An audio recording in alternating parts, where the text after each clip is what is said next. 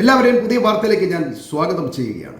ലോകഭൂപടത്തിൽ middle east എപ്പോഴും ഒരു അഗ്നിപർവ്വതമാണ്. എപ്പോൾ വേണമെങ്കിലും പൊട്ടിത്തെറിക്കാവുന്ന ഒരു രാഷ്ട്രീയ അന്തരീക്ഷം. എന്നാൽ കഴിഞ്ഞ കുറച്ച് ദിവസങ്ങളായി ലോകത്തിന്റെ മുഴുവൻ കണ്ണുകളും ഇറാനിലേക്കാണ് നീണ്ടിരിക്കുന്നത്. ഇറാന്റെ പരമോന്നത ആത്മീയ നേതാവായ ആയത്തുള്ള അലി ഖാംനെയുടെ സംസ്കാര ചടങ്ങുകളാണ്. അതിനുവേണ്ടിയുള്ള ഒരുക്കത്തിലാണ് അവർ ഇപ്പോഴും ഉള്ളത്.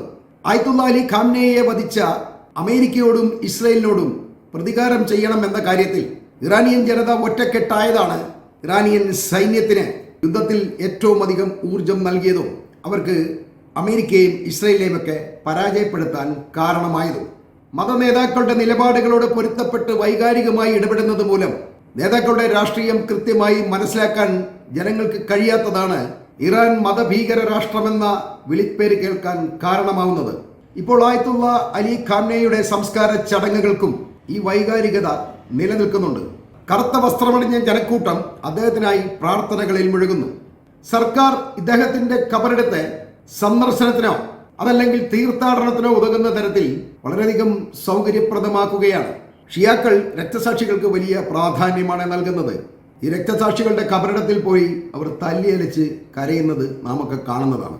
പ്രതീകാത്മക വെട്ടും കുത്തും നടത്തി ചോര വീഴ്ത്തുന്നു. വളരെ നീണ്ട ദിവസങ്ങൾ ദുഃഖാചരണം നടത്തുന്നു. ഇങ്ങനെ ഒരുപാട് ആചാരങ്ങളാണ് ഇറാനിയൻ ജനത അനുഷ്ഠിച്ചു പോരുന്നത്. ഇപ്പോൾ ആയത്തുള്ള അലി ഖാംനെയുടെ ഖബറടക്ക ചടങ്ങിന് നടത്തുന്ന ഇതേ വൈകാരികത 1989 ഇറാന്റെ ആദ്യ പരമോന്നത നേതാവായിരുന്ന ആയത്തുള്ള റുഹല്ല ഖുമൈനി മരിച്ചപ്പോഴുള്ള സംസ്കാര ചടങ്ങുകളും നടന്നത്. അത് ലോകത്തിലെ തന്നെ ഏറ്റവും അധികം ജനപങ്കാളിത്തമുള്ള ഒരു ശവസംസ്കാര ചടങ്ങായിരുന്നു. അന്ന് 1.5 കോടിയിലധികം ജനങ്ങളാണ് ഈ ചടങ്ങിൽ പങ്കെടുത്തത്. അത് ഇറാനിയൻ ജനതയുടെ 1/6 വരും എന്നും ഓർക്കണം. ഖുമൈനിയുടെ സംസ്കാര ചടങ്ങ് വളരെയധികം വൈകാരികവും അനിയന്ത്രിതവുമായിരുന്നു എന്നാണ് പറയേണ്ടത്. ജനക്കൂട്ടത്തിന്റെ തള്ളിക്കയറ്റം മൂലം ഖുമൈനിയുടെ ശരീരം വഹിച്ച പെട്ടി തുറന്നു പോവുകയും മൃതശരീരം പൊതിഞ്ഞിരുന്ന കഫൻ തുണിയുടെ കഷ്ണങ്ങൾ അപഹരിക്കാൻ ശ്രമം നടക്കുകയൊക്കെ ചെയ്തിട്ടുണ്ട്. ഒടുവിൽ മൃതദേഹം ഹെലികോപ്റ്ററിലാണ് ഖബർസ്ഥാനിൽ എത്തിക്കേണ്ടി വന്നത്. തിരക്കിൽപ്പെട്ട് നിരവധി ആളുകൾ കൊല്ലപ്പെടുകയും ആയിരക്കണക്കിന് ആളുകൾക്ക് അന്ന് പരിക്കേൽക്കുകയും ഒക്കെ ചെയ്തു. ആ ഒരു അവസ്ഥ വരാതിരിക്കാൻ ഇപ്പോഴത്തെ ചടങ്ങിൽ കടുത്ത നിയന്ത്രണങ്ങൾ ഇറാനിയൻ സർക്കാർ ഏർപ്പെടുത്തിയിരിക്കുകയാണ്. എന്നാൽ അന്ന് ഖുമൈനിയുടെ സംസ്കാര ചടങ്ങുകൾ കേവലം ഒരു മതപരമായ ചടങ്ങ് എന്നതിനപ്പുറം ഇപ്പോൾ ഇറാൻ ഭരണകൂടം അലി ഖാംനെയുടെ സംസ്കാര ചടങ്ങുകൾ ഇത്രയേറെ വിപുലമാക്കുന്നതിന് പിന്നിൽ ഇറാന്റെ വലിയൊരു ആഗോള രാഷ്ട്രീയ നീക്കമുണ്ട് എന്നും നമ്മൾ മനസ്സിലാക്കേണ്ടതുണ്ട്. ഇറാന്റെ ആഭ്യന്തര രാഷ്ട്രീയത്തിൽ ആയത്തുള്ള അലി ഖാംനെയി കേവലം ഒരു ആത്മീയ നേതാവും മാത്രമല്ല, 1989 മുതൽ ഇറാന്റെ പരമാധികാരവും സൈന്യവും നയതന്ത്രവും എല്ലാം നിയന്ത്രിച്ചിരുന്ന അനിഷേധ്യ നേതാവായിരുന്നു ആയത്തുള്ള അലി ഖാംനെയി. അതുകൊണ്ട് തന്നെ 2026 ഫെബ്രുവരിയിൽ നടന്ന വ്യോമാക്രമണത്തിൽ അദ്ദേഹം കൊല്ലപ്പെടുമ്പോൾ അമേരിക്കയും ഇസ്രയേലും കരുതിയത് ഇതോടുകൂടി ഈ ഇറാൻ തകർന്ന് തരിപ്പണമാവും എന്നാണ്. പ്രത്യേകിച്ച് ഭരണകൂടത്തിനെതിരെ രാജ്യത്ത് വലിയ പ്രക്ഷോഭങ്ങൾ, ഉദാഹരണത്തിന് ഹിജാബ് വിരുദ്ധ സമരങ്ങളും സാമ്പത്തിക പ്രതിസന്ധികളും നിലനിൽക്കുന്ന ഒരു സമയത്തായിരുന്നു ഇവർ ഇറാനെ ആക്രമിച്ചത്. എന്നാൽ ശത്രുക്കളുടെ കണക്കുകൂട്ടലുകൾ മുഴുവൻ തെറ്റിച്ചുകൊണ്ട് ഇറാൻ ഭരണകൂടം ആ സാഹചര്യത്തെയും അതിജീവിച്ചു. കലാപമുണ്ടാക്കിയവരെല്ലാം പിടികൂടി തൂക്കിക്കൊല്ലുകയും ജയിലിലടക്കുകയൊക്കെ ചെയ്തു. അങ്ങനെ ഇവരിതിനെ മറികടക്കാനുണ്ടായത്. ആയത്തുള്ള അലി ഖാംനെയുടെ മകൻ മുജ്തബ ഖാംനെയി ഉടൻ തന്നെ മത നേതൃത്വം ഏറ്റെടുത്തതോടെ ഇറാന്റെ ശക്തിയുടെ യഥാർത്ഥ മുഖങ്ങളിൽ ഒന്നിനെ ലോകം നേരിട്ട് കാണുകയായിരുന്നു. അതോടുകൂടി വയോവൃദ്ധനായ അലി ഖാംനെയെ കൊന്നത് വെറുതെ ആയിരുന്നു എന്ന് ട്രംപിനും നെതന്യാഹുവിനുമൊക്കെ മനസ്സിലായി എന്നുള്ളതാണ് വാസ്തവം. ഇറാന് ഈ രാഷ്ട്രങ്ങളോട് വൈരാഗ്യം കൂടാൻ മാത്രമേ ഈ കൊലപാതകം കൊണ്ട് നേട്ടമുണ്ടായുള്ളൂ എന്ന കാര്യവും മറക്കേണ്ടതില്ല. എന്നാൽ ഇപ്പോഴത്തെ സാഹചര്യത്തിൽ ഭരണം ദുർബലമായിട്ടില്ല എന്ന് ലോകത്തിന് മുന്നിലും സ്വന്തം ജനതയ്ക്ക് മുന്നിലും കാണിച്ചു കൊടുക്കേണ്ടത് ഇറാന്റെ നിലനിൽപ്പിന്റെ ആവശ്യമാണ് എന്നുള്ളതാണ് വാസ്തവം. ആയത്തുള്ള അലി ഖാംനെയുടെ സംസ്കാര ചടങ്ങുകളിലൂടെ ലക്ഷക്കണക്കിന് ആളുകളെ തെരുവിലിറക്കുമ്പോൾ ഇപ്പോഴത്തെ ഇറാൻ ഭരണകൂടത്തിന് വലിയ ജനപിന്തുണയുണ്ട് എന്ന കാര്യമാണ് ലോകത്തിന് ബോധ്യപ്പെടുക.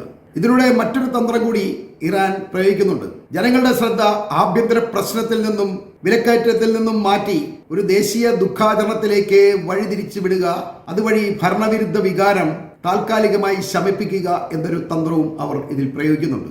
ഇപ്പോൾ തന്നെ അവർ അമേരിക്കയുമായി നടക്കുന്ന വിലപേശലിലൂടെ ഇറാന്റെ മേലുള്ള ഉപരോധങ്ങൾ നീക്കുക, ഇറാന്റെ വിദേശ ആസ്തികളും പണവും തിരികെ വാങ്ങിക്കുക, ഹോർമുസിന്റെ നിയന്ത്രണവും അതിൽ നിന്നും ലഭിക്കാൻ പോകുന്ന വലിയ ടോൾ പിരിവും ഇതെല്ലാം കൂടാതെ യുദ്ധത്തിലൂടെ ഇറാന് സംഭവിച്ചിട്ടുള്ള നഷ്ടങ്ങൾക്ക് വലിയ നഷ്ടപരിഹാരവും വാങ്ങിച്ചെടുക്കാനുള്ള ഇറാൻ ഗവൺമെന്റിന്റെ ഈ കഴിവിനെ എല്ലാവരും വളരെയധികം അഭിനന്ദിക്കാനുണ്ടാകുന്നത്. അത് സ്വന്തം രാജ്യത്തും ഗവൺമെന്റിനെതിരായി വലിയ മതിപ്പുണ്ടാക്കിയിട്ടുണ്ട്. അവർ വളരെയധികം ആഹ്ലാദത്തിലാണ്. അവർ ഭരണകൂടത്തെ പ്രശംസിക്കുകയും അവരോട് ഐക്യദാർഢ്യം പ്രഖ്യാപിക്കുകയൊക്കെ ചെയ്യുന്നുണ്ട്. പ്രത്യുപകാരമായി സർക്കാർ ചെയ്യുന്നത് ജനങ്ങൾക്ക് കൂടുതൽ സ്വാതന്ത്ര്യം നൽകി മതപരമായ ചില കാര്യങ്ങൾക്ക് വിട്ടുവീഴ്ചയ്ക്കും ഒക്കെ തയ്യാറാവുന്നുണ്ട്. ഇപ്പൊ ഹിജാബൊന്നും അത്രയധികം കർശനമല്ല പഴയതുപോലെ. ആവശ്യമുള്ളവർക്ക് ഉപയോഗിക്കാം, അല്ലാത്തവർക്ക് വേണമെങ്കിൽ അത് ഉപയോഗിക്കാതെയും മുന്നോട്ട് പോകാൻ കഴിയും. അങ്ങനെ ചില വിട്ടുവീഴ്ചകളൊക്കെ ഇറാൻ സർക്കാർ ഇപ്പോൾ ചെയ്തിട്ടുണ്ട്. അതല്ലാതെ അമേരിക്ക പറയുന്നത് പോലെ അവിടെ കർശനമായ നിയന്ത്രണങ്ങളൊന്നും ഇപ്പോൾ ഇല്ല എന്ന് നമ്മൾ മനസ്സിലാക്കണം. ലോക നേതാക്കളെ പങ്കെടുപ്പിച്ചുകൊണ്ട് അലി ഖാംനെയുടെ സംസ്കാര ചടങ്ങുകൾ ഇറാൻ വിപുലമായ തോതിൽ നടത്താൻ തയ്യാറാകുമ്പോൾ അതിനെ ഇറാന്റെ വിജയാഘോഷം എന്ന് വിശ്വസിക്കുന്നതാണ് ഏറ്റവും നല്ലത്. അതാണ് അവരിപ്പോൾ ചെയ്യുന്നത്. അതുകൊണ്ട് തന്നെയാണ് യുദ്ധസമയത്തും അതിനു മുൻപും ഇസ്രായേലിനോട് കൂറും അടുപ്പവും കാണിക്കുന്ന ഇന്ത്യൻ നേതാക്കളെ അവർ പ്രത്യേകം ക്ഷണിച്ചിരിക്കുന്നത്. ഇന്ത്യയുടെ ഭരണത്തിലും പ്രതിപക്ഷത്തുമുള്ള സകല നേതാക്കന്മാരെയും വിളിച്ചിരിക്കുകയാണ്. ഈ ചടങ്ങിൽ പങ്കെടുക്കണമെന്ന് നിർബന്ധമായി അവരോട് അപേക്ഷിച്ചിരിക്കുകയാണ്. അതിലൂടെ ഇറാൻ രക്ഷപ്പെടുന്ന മറ്റൊരു കാര്യം കൂടിയുണ്ട്. ഇറാന് പ്രതികാര രാഷ്ട്രീയമല്ല, പ്രതിരോധ രാഷ്ട്രീയത്തിലാണ് താല്പര്യമെന്ന സൂചനയാണ് ഇവർ നൽകുന്നത്. ഇന്ത്യയെ ഇറാൻ വെറുത്തിട്ടില്ല എന്ന് അവർ പറയാതെ പറയുകയും ചെയ്യുകയാണ്. ഇന്ത്യയും ഇറാനും തമ്മിൽ നൂറ്റാണ്ടുകൾ പഴക്കമുള്ള സാംസ്കാരിക ബന്ധമുണ്ട്. പേർഷ്യൻ സ്വാധീനം ഇന്ത്യൻ ചരിത്രത്തിൽ വളരെ വ്യക്തമാണ്. എന്നാൽ ഇന്നത്തെ കാലത്ത് അത് വെറും ഒരു സാംസ്കാരിക ബന്ധം മാത്രമല്ല, കടുത്ത നയതന്ത്ര സാമ്പത്തിക താല്പര്യങ്ങളാണ് ഈ രണ്ട് രാജ്യങ്ങൾക്കും ഇടയിലുള്ളത്. ഇറാനിലെ ചബഹാർ തുറമുഖം വികസിപ്പിക്കാനുള്ള കരാർ മുഴുവൻ ഏൽപ്പിച്ചിരിക്കുന്നത് ഇന്ത്യയാണ് എന്നോർക്കണം. കൂടാതെ പാകിസ്ഥാനെയും മധ്യേഷ്യയിലെ മറ്റു രാജ്യങ്ങളെയൊക്കെ മറികടന്നുകൊണ്ട് റഷ്യയിലേക്ക് കൂടുതൽ ഇന്ത്യക്ക് അടുക്കാനും ഇറാൻ ആണ് ഏറ്റവും അധികം സൗകര്യം ചെയ്തു കൊടുക്കുന്നത്. അതിനുള്ള പാത തന്നെയാണ് ഇറാൻ എന്ന് പറയേണ്ടതുണ്ട്. പിന്നെ മറ്റൊരു പ്രധാന ഘടകം, ലോകത്തിൽ ഇറാൻ കഴിഞ്ഞാൽ ഏറ്റവും കൂടുതൽ ഷിയ മുസ്ലിം ജനസംഖ്യയുള്ള രാജ്യങ്ങളിൽ ഒന്നാണ് ഇന്ത്യ. ആയത്തുള്ള ഖാംനെയി ആഗോള ഷിയ വിശ്വാസികളുടെ ആത്മീയ നേതാവായതിനാൽ ഇന്ത്യയിലെ വലിയൊരു ജനവിഭാഗത്തിന് അദ്ദേഹത്തോട് വളരെയധികം ആദരവുണ്ട്. അതുകൊണ്ട് തന്നെ ഇന്ത്യയിലെ ചില പ്രമുഖ മതപണ്ഡിതന്മാരെയൊക്കെ ഇറാൻ ക്ഷണിച്ചിട്ടുണ്ട്. പാശ്ചാത്യ രാജ്യങ്ങളുടെ കടുത്ത ഉപരോധങ്ങൾക്കിടയിലും ഇന്ത്യയെ പോലൊരു ആഗോള ശക്തിയെ കൂടെ നിർത്തുന്നതിൽ ഇറാന് വളരെയധികം താല്പര്യമുണ്ട് എന്നതും വിസ്മരിക്കാൻ കഴിയില്ല. പിന്നെ ഇന്ത്യ കൂടാതെ ഇറാന്റെ ഏറ്റവും വലിയ തന്ത്രപ്രധാന പങ്കാളികളായ റഷ്യയും ചൈനയും കൊറിയയും ഒക്കെ ഈ ചടങ്ങിൽ പങ്കെടുക്കുന്നുണ്ട്. അവരുടെ എല്ലാം വലിയ വലിയ നേതാക്കന്മാരാണ് ഈ ചടങ്ങിലേക്ക് ഇപ്പോൾ എത്താൻ പോകുന്നത്. അതുകൂടാതെ അമേരിക്കൻ വിരുദ്ധ ചേരിയിലുള്ള ശക്തരായ വെനിസ്വേല, ക്യൂബ തുടങ്ങിയ രാജ്യങ്ങളിൽ നിന്നുള്ള പ്രതിനിധികളും ഈ ചടങ്ങിന് ഇപ്പോൾ പങ്കെടുക്കുന്നുണ്ട്. എന്നാൽ ഇതിനേക്കാളൊക്കെ വളരെയധികം പ്രാധാന്യമുള്ളത് മിഡിൽ ഈസ്റ്റിലെ ഇറാന്റെ പ്രതിരോധത്തിന്റെ അച്ചുതണ്ട് എന്ന് അമേരിക്ക വിശ്വസിക്കുന്ന, അല്ലെങ്കിൽ അവരങ്ങനെ വിളിക്കുന്ന സഖ്യകക്ഷികളായ ലെബനനിലെ ഹിസ്ബുള്ള, പലസ്തീനിലെ ഹമാസ്, അതുപോലെ തന്നെ യമനിലെ ഹൂത്തികൾ, ഈ സംഘടനകളുടെ എല്ലാം വലിയ വലിയ നേതാക്കൾ ഈ ചടങ്ങിൽ ഒരുമിച്ച് ഒരു സ്റ്റേജിൽ എത്തുന്നു എന്നുള്ളതാണ്. ഇതിൽ നമ്മൾ ചർച്ച ചെയ്യേണ്ടത് ആയത്തുള്ള അലി ഖാംനെയി എന്ന വ്യക്തിയെ ചരിത്രം എങ്ങനെ അടയാളപ്പെടുത്തും എന്ന കാര്യമാണ്. അദ്ദേഹത്തിന്റെ ലക്ഷക്കണക്കിന് വരുന്ന ആരാധകർ അദ്ദേഹത്തെ ഒരു ഔലിയ അല്ലെങ്കിൽ വിശുദ്ധനായിട്ടാണ് കാണുന്നത്. വിലായത്തൽ ഫക്കീഹ് എന്ന പദവിയിലൂടെ അദ്ദേഹം ദൈവത്തിന്റെ ഭൂമിയിലെ പ്രതിനിധിയാണെന്ന് വിശ്വസിക്കുന്ന വലിയൊരു വിഭാഗം ജനങ്ങൾ ഇന്ന് ഇറാനിലുണ്ട്. എന്നാൽ ചരിത്രപരമായി നോക്കിയ പരമ്പരാഗത ഔലിയാക്കൾ രാഷ്ട്രീയത്തിൽ നിന്നും അധികാരത്തിൽ നിന്നും അകന്നു നിന്നവരായിരുന്നു. ഖാംനെയുടെ ജീവിതം പക്ഷേ അങ്ങനെയായിരുന്നില്ല. അദ്ദേഹം ഒരു വലിയ ആത്മീയ ഗുരു എന്നതിലപ്പുറം സമ്പൂർണ്ണ ഒരു രാഷ്ട്രീയ ഭരണാധികാരി തന്നെയായിരുന്നു. അതുകൊണ്ട് തന്നെ അദ്ദേഹത്തിന് കടുത്ത വിമർശകരുമുണ്ട്.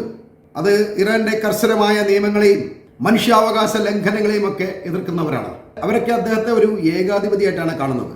പക്ഷേ ശത്രുക്കളുടെ കടുത്ത ഉപരോധങ്ങൾക്കിടയിലും ഇറാന്റെ പരമാധികാരം കാത്തുസൂക്ഷിച്ച നേതാവായി അനുയായികൾ അദ്ദേഹത്തെ എക്കാലവും വാഴ്ത്തും എന്ന് പറഞ്ഞുകൊണ്ട് ഞാൻ ഈ വാർത്തകൾ അവസാനിപ്പിക്കുകയാണ്.